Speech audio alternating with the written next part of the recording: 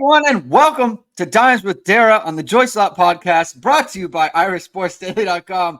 I am your host, Greg Flamong, and that is Dara Mabry. We are back from an extended break, not really on purpose. I don't think that was the plan for us. I got busy. Dara might be the busiest person in South Bend right now. She is here. She is there.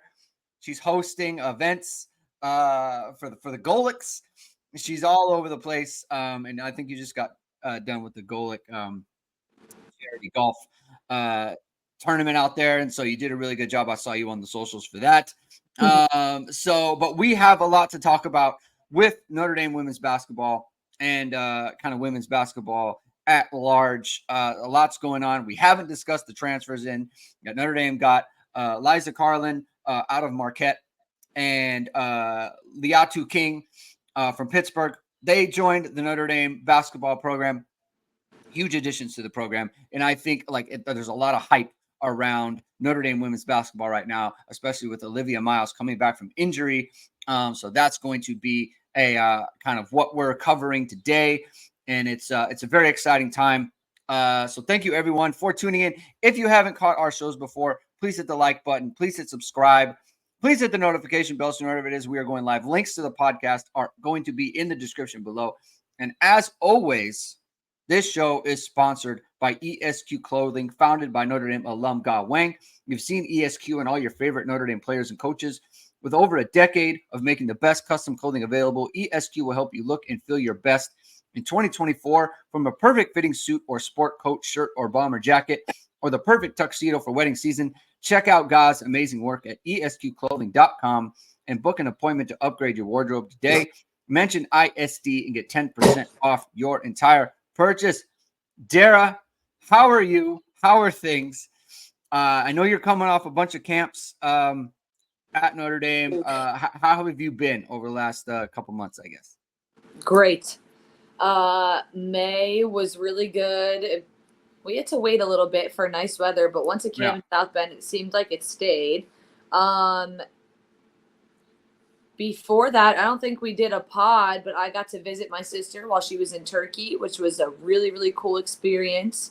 I got a taste of Europe. I was in Istanbul and Mersin, which is the southern coast of Turkey, which was really, really cool. I got to take a trip over there.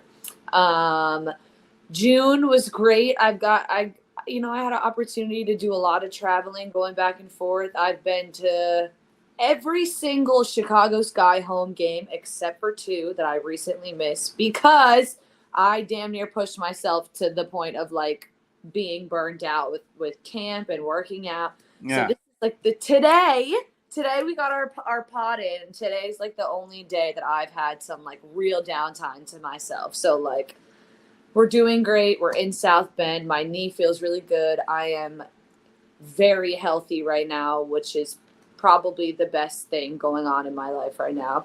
I've been coaching kids. I've been taking on media events. The Golic event was a huge success. Shout out to Sixth Man Events and my girl Mara. She put on a really good show.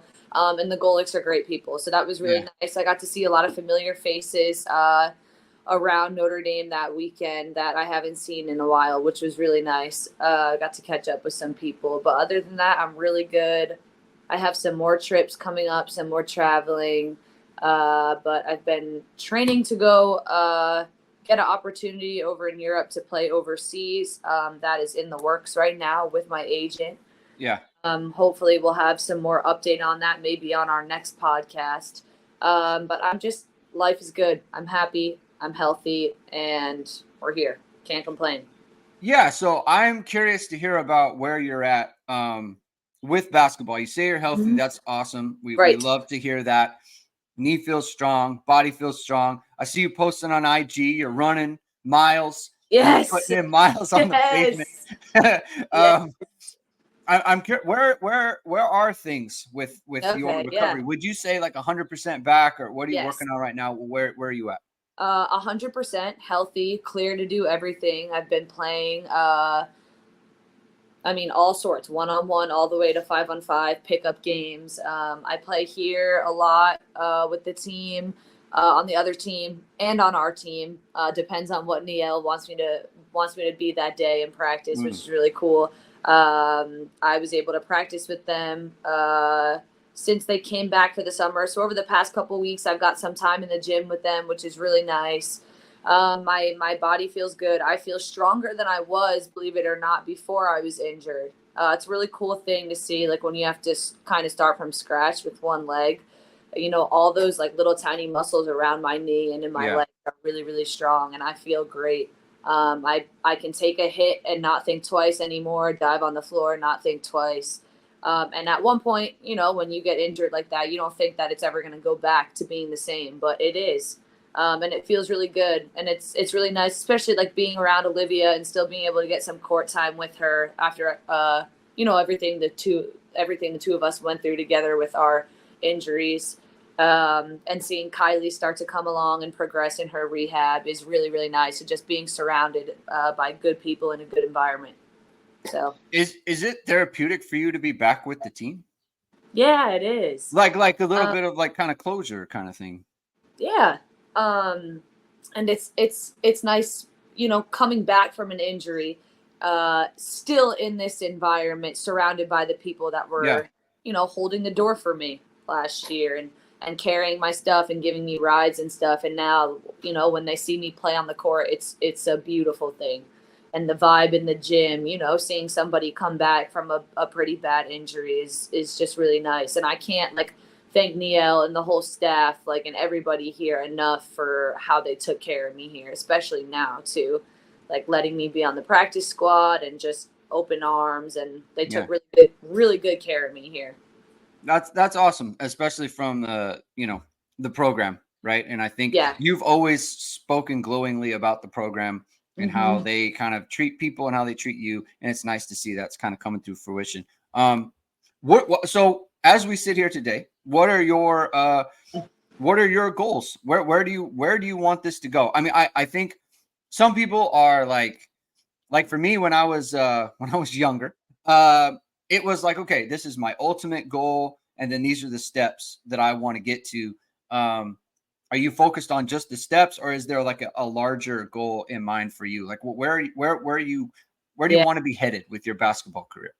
Like when I was healthy, like obviously the number one goal, like the personal goal outside of the team goals, was to make a WNBA roster. So I got hurt. I still entered the draft. I didn't get drafted. Which like wasn't really a surprise. It was kind of up in the air. Someone could have taken me. I did have a couple meetings, but you know, I wasn't surprised or upset with how everything happened, because at that time, like the time period of injury is like one end goal is something like really hard mentally to like attach your mind to, because you have so many other small goals and barriers that you have to come across and break like every day. If you asked me now, I would say right now my goal is to go get on a team in Europe and perform.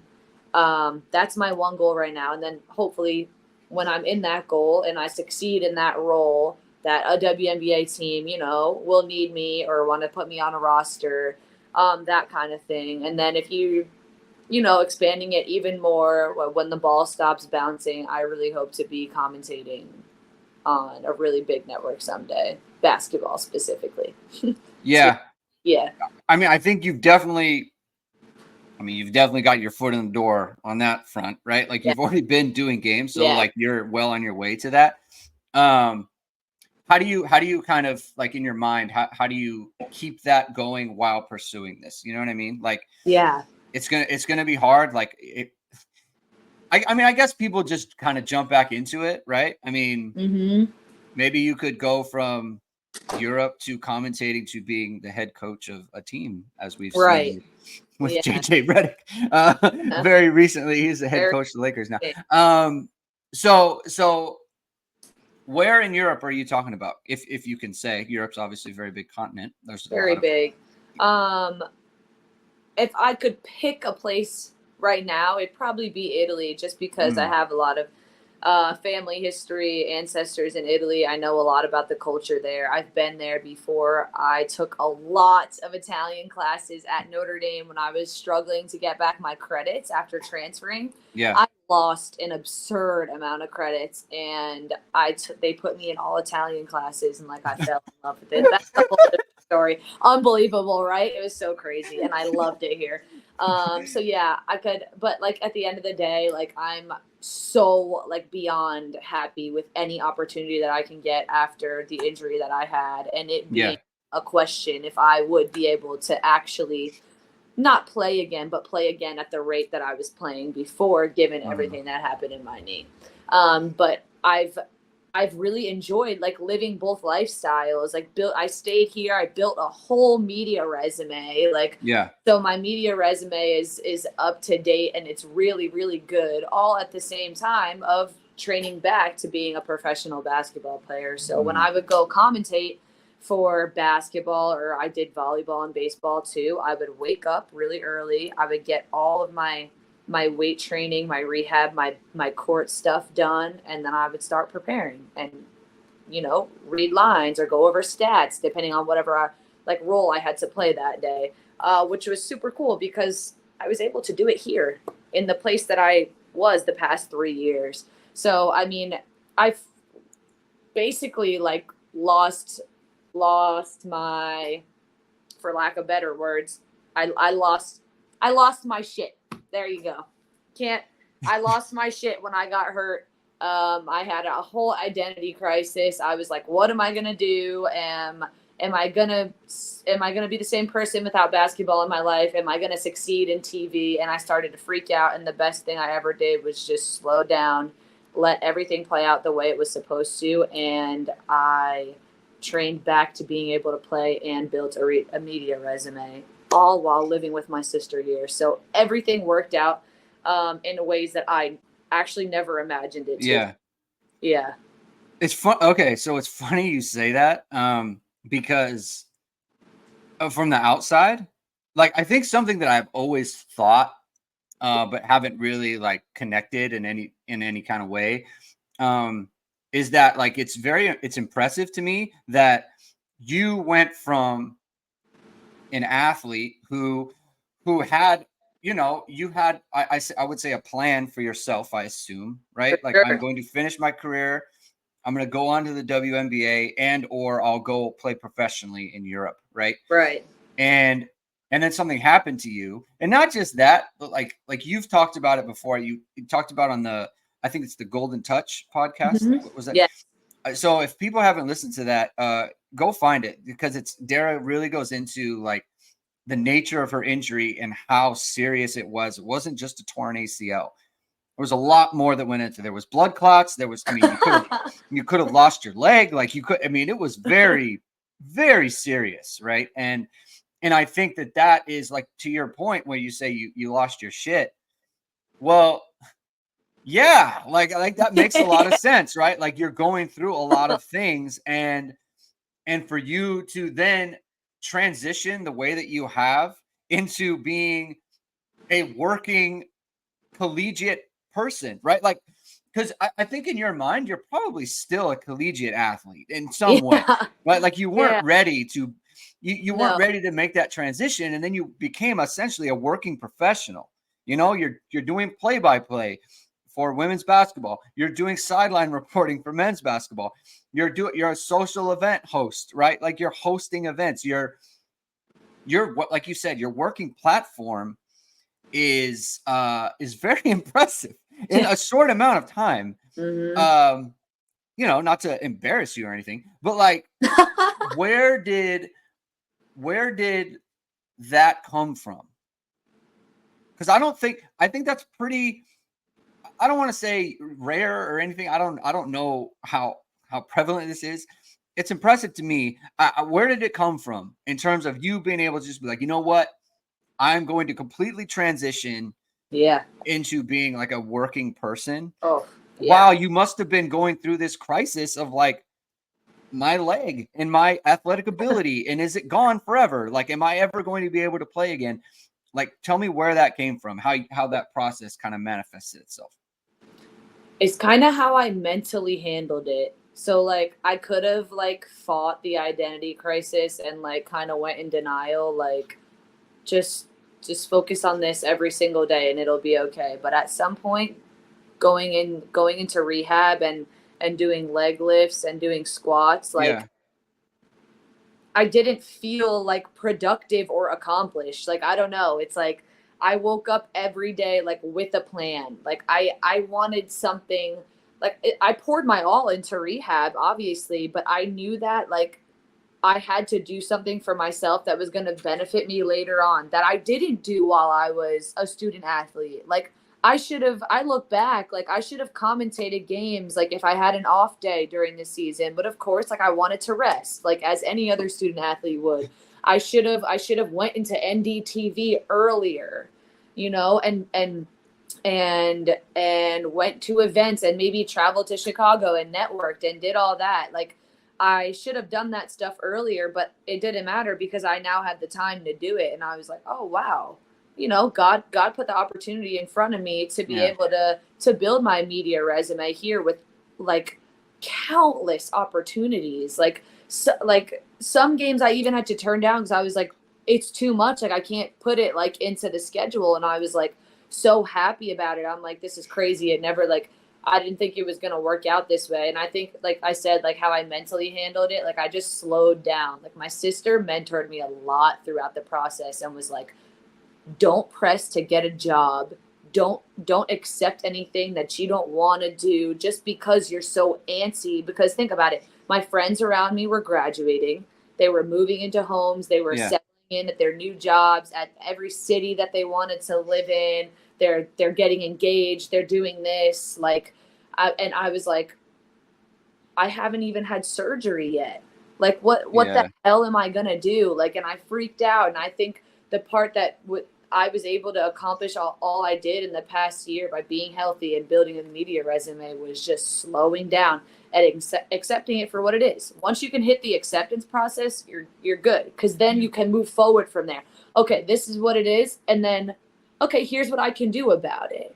And I can't only credit like myself, like I have to credit like all the people at Notre Dame that were like, oh my goodness, like we would love to have you on air.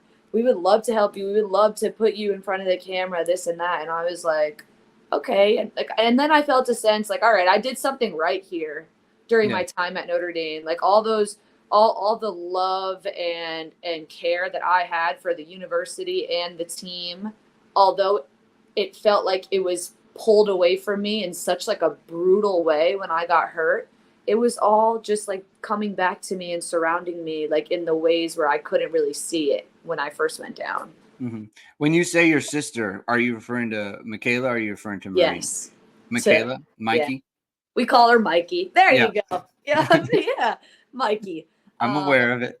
Yeah, because I moved like it's so funny. Like I had surgery April 13th and graduation was what 3 or 4 weeks away. And Yeah. I kind of just like hobbled on over to her house over here, like knocked on the door like with my stuff and was like, hey, I need to move in. And she was like, of course, like come on in. Like I mean Right.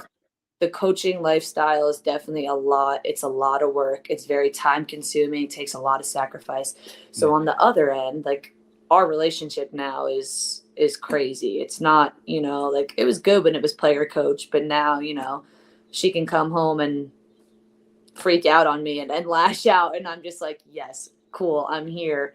And it's just really nice because she helped me so much, you know, with not freaking out, with not like accepting like random jobs. Like at one point I was like applying for jobs on LinkedIn and she was like, what are you doing? You don't want that job on LinkedIn. What are you doing? You know? Yeah. And she was just like, don't press, let it all come to you. Like you have nothing figured out right now, but you're not supposed to. Like you can barely walk. You can't walk with 2 feet right now. So how are you gonna go in for an interview? You know? Yeah. Like with your little like nerve block pouch, are you gonna like go in for the interview? Like you can't like do that. Yeah. So her biggest thing with me was slow down, and it was the best advice. I'll take that with me forever. Yeah. And here you are. here you are. You like Right. you said, you built up your resume. Your body feels good. You feel as strong as you ever have, and hopefully soon you're going to get that opportunity in Europe. And so, look, we're all very excited to follow that, and we'll be covering that throughout the process. Speaking of your process and building back up and playing basketball, you mentioned you've been playing with the ladies in practice. Mm-hmm. You've been mixing it up. You've been on the team. You've been on the opposite team. Where are the vibes? Tell us the vibes. Where are things at? They've added some really really good players, Liatu King and Liza Carlin. Have they been practicing with the ladies? And if so, like what has that process been like? Oh my God. I they are going to be scary good. Like it's insane. I think we had to do like we went around and you had to say like one word about what the vibes were, like what how practice went. I forget what it was, and Yeah, someone said scary, and I was like hell yeah. Like they 1 through 5, the bench, everybody is so good. You have to guard everybody. you yeah, you have to know what's going on at all times. There's no like sitting off and help anymore and people playing junk defenses, backing off the post players. No. um uh Olivia is it I mean, like it brought like tears in my eyes the other day, like how great she looks and how she rehabbed back and how she came along. I'm so excited to see her back. Her first game. uh Leah too, really good. Really powerful, really strong, really smart. Definitely versatile player. I could see her, she could pop in and out. Liza's really good, really smart. Really good shooter. hmm Just a really good addition to the team in that 4 or 5 spot. She has guard skills, but has really good size and length to her. And then freaking Kate Colville is so damn good. She is yeah. so good. I'm so excited for her.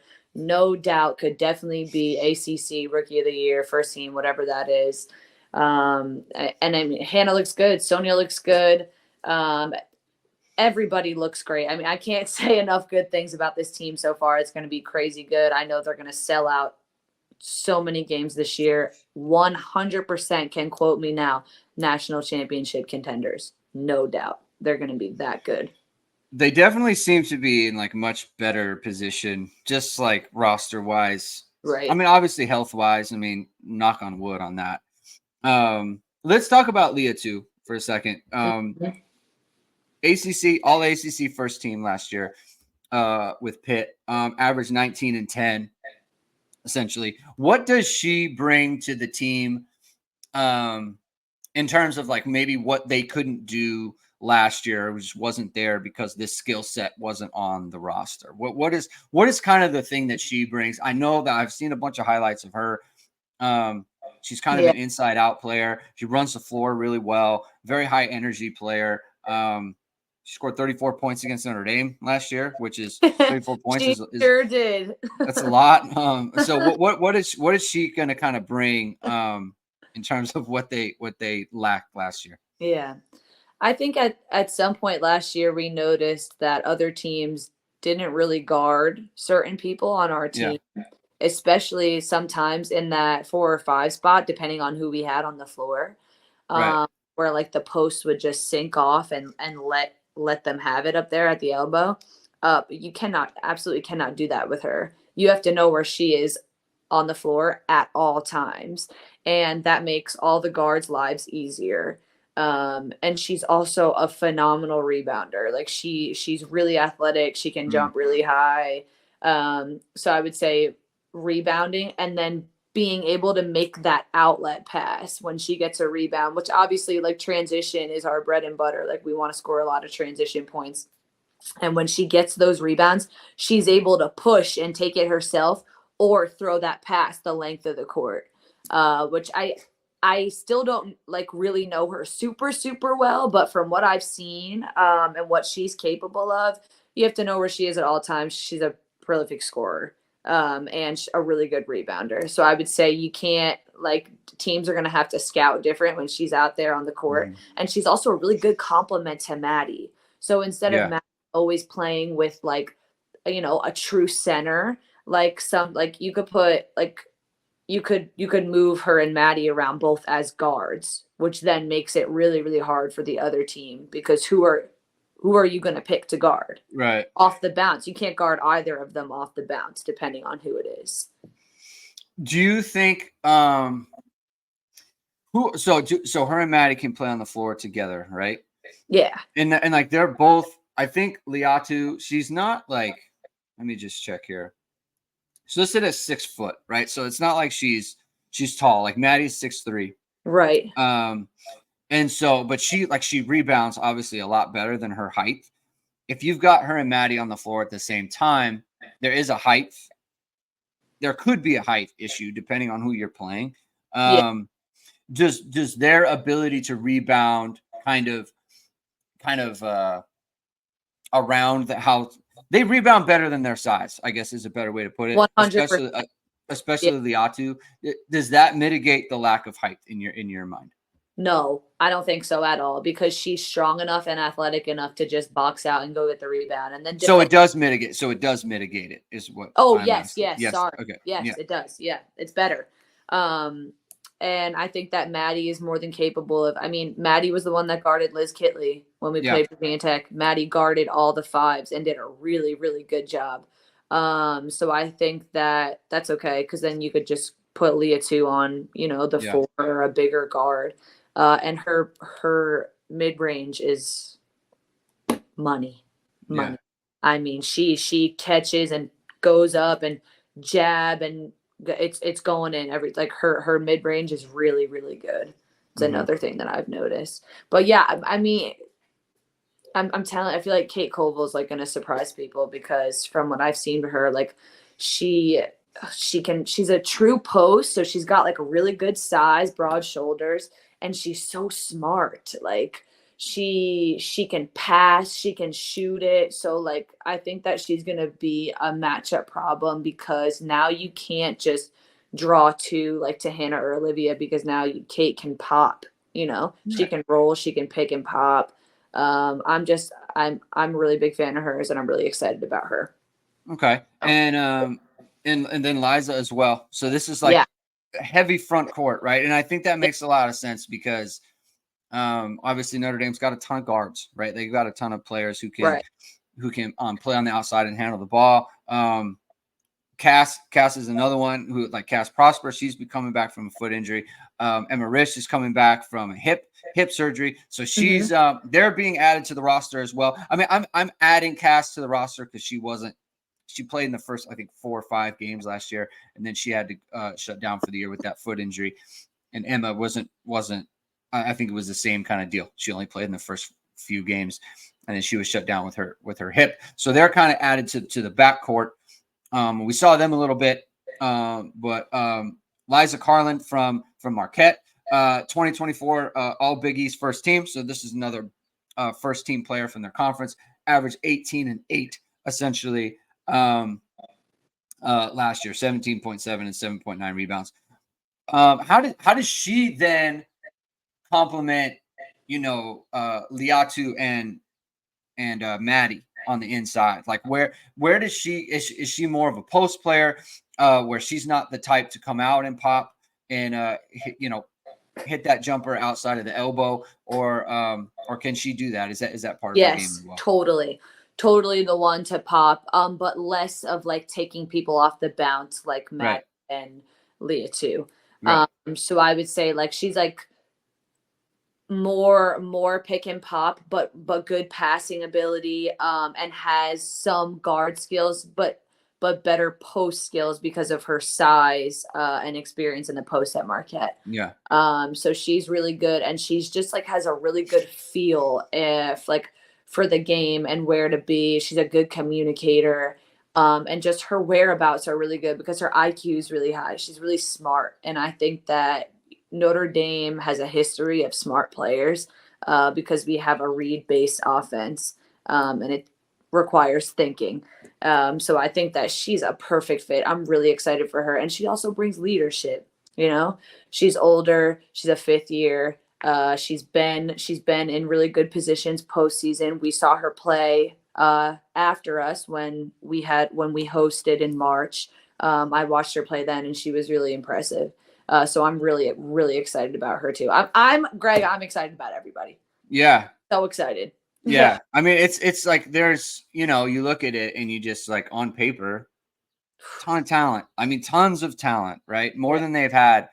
I think the biggest question then and the biggest task for Niel now is you've got a lot of players who like Leah too, right? Main player for Pitt, main player, right? Liza Carlin, main player for Marquette. Obviously Hannah, Sony, and Maddie, like they are, they were big three last year, right? Yeah. And I think that's a lot of people who are, and now you're adding Liv to that, by the way, who's like, again, like first team All-America caliber, right? That's 6 players now who are used to being top dogs on their team. And not everyone, you can't have 6 top dogs on your basketball team, right? Like that's not how it works. Everyone needs to be able to find, this is how I'm going to get my buckets. This is how I'm to get my activity within this team. And that is, it's not to say it's impossible, right? It obviously can be done. South Carolina is a very good blueprint for that because they've got a lot of top dogs on their team. And they've obviously managed to get everyone going and get everyone to find their niche within the team. But that's Niel's task. It's a nice task to have. I guess on that front, like from what you've seen in practice, like are people kind of settling into like, this is where I'm going to get my work. This is where my buckets are going to come from. My shots are going to come from. My opportunities are come from. Like, not to say it's, I mean, look, it's what, June. It's late June, about to be early July, right? This doesn't need to be figured out today, tomorrow, next week, next month, right? Yeah. Eventually it will, but have you seen kind of signs of that? Yeah. Like, I don't know about like roles, but like just being put, like, maybe what positions they'll be put in. Like when you go over offenses and when you break down stuff, like we do guards and post stuff, and before you start practice, you practice the reps that you're going to get and practice the positions that you're going to be put in. That's not to say that like we know like who's gonna score, who's gonna be the 1, the 2, whatever. Like I think it's way too early for that. But like from what I've seen, like the scoring is gonna be unbelievable because I mean, like you said, you can't have 6, but if you look at the history, I like to compare, like the season hasn't started, but I like to compare them to my sister's group when it was Marina at the 1, Arike at the 2, Jackie Young at the 3, Jess Shepard at the 4, and Bree Turner at the 5. Those are all really, really high scorers, and all superstars. I mean that season they were all drafted, I think, unless Brianna Turner was. I could be wrong going back, but everyone knows the year that I'm referring to, and I think that that's going to be similar. And I think that Niel, like learning from Coach McGraw in that position with that amount of scorers, and even Marina, like an untraditional point guard, they made it work, and it's every night is going to be somebody else's night, and that's okay, like for sure. there's enough like senior leadership and a standard that they know, we have to win. If there might be like, it might take a little bit for them to gel, obviously. I mean, just like we saw when they opened up in South Carolina, even without that many scorers, it's still a new team. There's still transfers, whatever, just like every other team adjusts. But once they figure out their roles and they get a couple of games underneath their belt, some experience in different situations, I mean, the ceiling is so high for this group specifically. Yeah, I mean, it's just like I said, on paper, it looks really good. Looks really, really good. It's gonna be fun to cover. throughout the year. So we'll be monitoring that. Another thing we're monitoring is the WNBA. Domers in the dub. That's going to be the segment where we talk about the WNBA Domers in the dub on this show. Let's focus in on a little team out in Chicago, the Chicago Sky, and Marina Mabry. Let's talk about her. 16 games started. Leads the team in points at 15 points a game. 15-5 and 4. Right. So look, filling up stat sheet as she does. She's an absolute bucket. Yeah, you know what I noticed, and maybe it's I don't know. Why are you laughing? I don't know, because when you say you know what I noticed, no. No, something I noticed is she's drifting out further away from the 3-point line, and get buckets as per normal, right? But that's something that it's kind of made its way into basketball kind of, over the years, like much more so in the men's game. But then Caitlin comes out and she's shooting from a lot of the time, I think much further than she needs to. Like just get closer. Like you could just get closer. She loves her like double step back, like the crossover to the step back. She's like the further the better for her. Yeah, it's fine. I mean, look, she's good at it. She's very good at it. But Marina's starting to move back a little bit, and I wonder, and I was going to ask you, like, how hard is that? Like to just extend, like, I feel like it just takes a lot more strength. It's harder to do later in games. I mean, Marina's always been a very strong player, right? She's a very sturdy player. And she like sets her feet. God, like it was a clip I saw her. Her whole body was like in the shooting motion before she caught the ball. Now, and that was something I noticed when I was watching her play. Like when I went to the game last year, or maybe it was 2 years ago, when I was like, gosh, man, like she is just so locked in and ready to go as soon as the ball gets there. And it's just like, I mean, that's like pro shooter, right? But what have you seen from her this year? The Sky haven't been doing so good in the standings. As they look, they've got Angel Reese, she's new. Camila Cardoso, she's new as well, right? So they're kind of building the roster with youth there, and she's kind of the veteran. But what have you seen from her so far this year? You said you've gone to every game. What have you kind of seen from them, and from her team, and then the WNBA at large? I think when they're good, they're really good.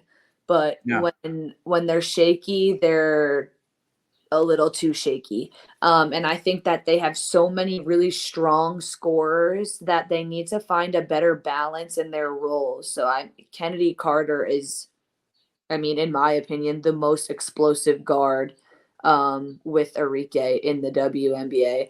And then you have a really good shooter in Dana Evans. You have Angel. And then they have Izzy and the rest of the roster.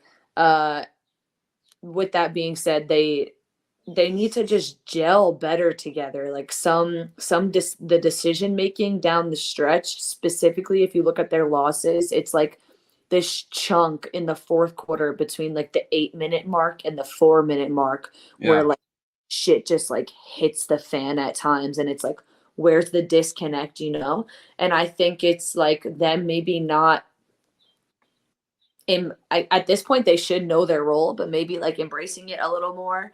But like specifically speaking on Marina, I think it's really, really good for her, like as she's coming into this new leadership role, like with this group that she has. Like she has 2 really good rookies in Angel and Camilla. Did you get that? Yeah. Thumbs up. Yeah. I think it's really good. And I also think that Angel brings like leadership qualities that have also helped Marina, because Angel is like a dog. She plays really hard. She backs it up. She talks sometimes. And I think that Marina feeds off that energy. Marina likes playing with other players like that. And Angel's also been a leader, but in a different way. So I think like her and Marina have worked off of each other, which has been really cool to watch. in 2 different leadership roles, because although she is a rookie, she does have a leadership role on that team. So I think that they just need to get it together a little bit. I think Diamond DeShields is finding her groove. She's trying to still be consistent given all, the injuries and everything that she's went through. She's, a miracle in herself. But, sometimes she shows spurts of like what she can bring to the Sky. And they just need to embrace their roles a little bit more, build some more team chemistry, and work on some decision making. And I would like to see them throw the high low a little bit more to Angel and Camilla. I would like to see somebody flash to the high post and throw the high low. I'm just gonna throw that out there. Add coaching to add coaching to the resume. Yeah, I mean, it seems like they have a lot to kind of work through as a team, and just like finding because Angel she's always going to be a leader. Just her force of personality, like she's like that, right? Always. Yeah. And so like that's going to be the case, and I do think it's good for Marina as well, especially because it's an inside player, right? Like I think it matters when you have like different layers of the team. Yes. At in leadership positions. So I think that's good for her. I mean, I think Camila's, she's still working through some things, right? So she's got to get better. I feel like it's got to be so hard for these rookies. They just finished. Like, they just finished college basketball. And now it's like, I think we talked about this before, or I think we texted, like, they finish their season. They go through the whole year.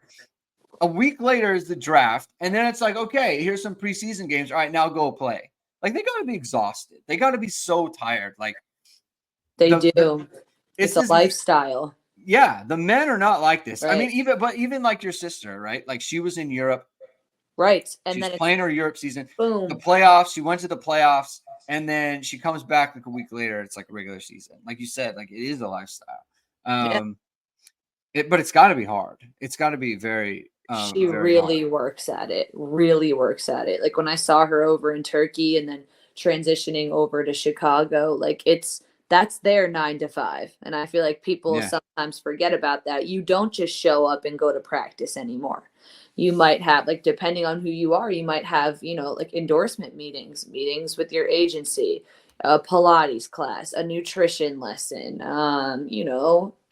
anything along that line goes into their schedule. And I feel like it's really like, it's not a lot of attention is drawn to, because, people are betting and people are coming to your game and you're in the spotlight all the time and people want to see this and see that, but they really don't see what goes on in an athlete's life behind closed doors from the second they wake up. Yeah. And like the other part too is I was just talking about how like Marina's moving back a little bit in the 3-point line, right?